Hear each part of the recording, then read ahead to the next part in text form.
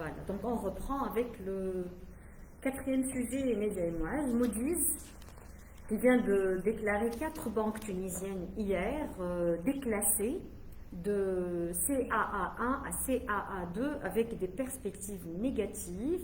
Et on a eu aujourd'hui le communiqué de la Banque centrale de Tunisie en réaction à cette déclassification de 4 banques. Je ne vais pas les citer pour ne pas faire de mauvaise publicité. C'est pas grave. Tout le monde les connaît. On les connaît, voilà. il n'y a pas de. Mais bon, c'est pas la chose la plus importante. Ned, il y a peut-être la plus d'informations que moi, mais juste un mot sur ce déclassement donc, qui était prévisible, qui était en relation avec la non-attribution donc, du prêt du Fonds monétaire international. Il y a eu un cafouillage donc, le 17 décembre. C'était prévu que le bureau directeur de l'FMI va faire une réunion et attribuer le prêt à la Tunisie suite à l'accord de la commission technique du FMI, mais je pense, puisqu'on n'a pas de visibilité sur le financement de la trésorerie tunisienne, on a un déficit au niveau budgétaire de 7 millions de dinars, donc de 7 milliards de dinars par an au niveau de 2022, qui n'a pas été le budget qui n'a pas été clôturé. Les prévisions de 2023, c'est 14 milliards de dinars. Donc le déficit budgétaire prévu, et on n'a aucune vision, donc c'est normal que Moody's nous dégrade. Mais en contrepartie, qu'est-ce qu'il y a eu comme réaction? Moi, j'aurais bien aimé voir le président de la République parler avec Nejla Bouden et discuter de réformes socio-économiques ou avoir au moins une visibilité économique à court terme et à moyen terme. Mais malheureusement, jusqu'à présent, on n'a rien. Ok, on aura un parlement, on a un président, on aura peut-être un nouveau gouvernement, mais comme programme, qu'est-ce qu'il y a? Absolument rien. Mais justement, plutôt pour revenir à Moody's, a classé aussi la semaine dernière la Tunisie en CAA2 avec perspective négative. Oui, pour à part les banques, oui. Justement. Et d'un autre côté, qu'est-ce qu'on peut dire? C'est-à-dire qu'on est doublement déclassé. Oui. Dans un laps de temps d'une semaine, c'est ça? Tout à fait. D'un autre côté, le premier volet porte sur l'incertitude du gouvernement pour faire face à la dette extérieure et intérieure, mais aussi à s'engager à la mise en place des réformes. Le fait que Moody's nous a noté ainsi, rappelons aussi que c'est l'un des points évoqués concernant les négociations avec le FMI qui s'explique également le retard des réformes. D'un autre côté, on arrive à toujours un statu quo. Est-ce qu'il y aura des négociations pour le mois de mars 2023 entre le gouvernement et l'FMI? On l'ignore jusqu'à maintenant. Juste une petite question, une précision pour éclairer ceux qui nous regardent.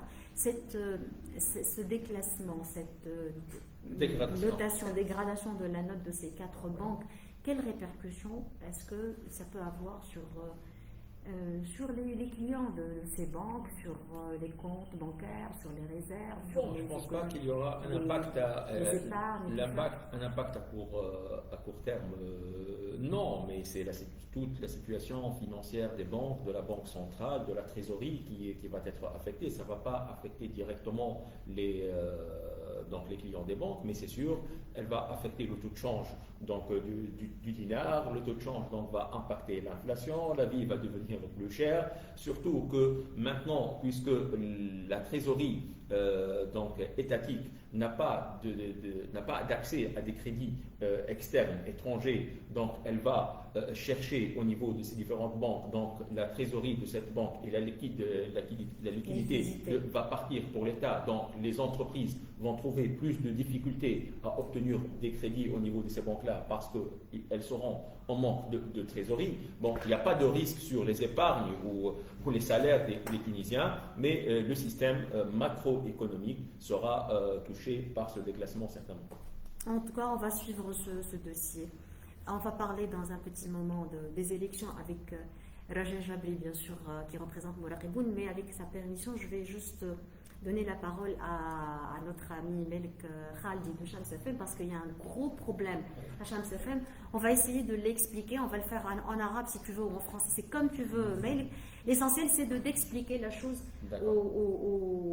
à toutes les personnes qui nous suivent. Juste un mot sur Shams parce que c'est vraiment triste. L'état de nos médias surtout Shams FM. Donc, on sait très bien ce qui s'est passé avec la radio et les différentes entreprises. Donc, le Mossad, depuis 2011, mais ce qu'ont subi surtout les journalistes de Shams FM et toutes les personnes qui travaillent à Shams FM, donc voire même une coupure d'antenne. Et on sait ce que c'est une coupure d'antenne pour une radio qui est sous la responsabilité de l'État tunisien. On comprend très bien l'importance des médias au niveau de ceux qui gouvernent aujourd'hui. C'est même un problème de vision et d'un gouvernement ou d'un État qui ne sait même pas ce qu'il veut et ce qu'il ne veut pas. On se voit la semaine prochaine. Inch'Allah. Merci. Merci. Attendez que j'arrête le live. Bien sûr. D'accord.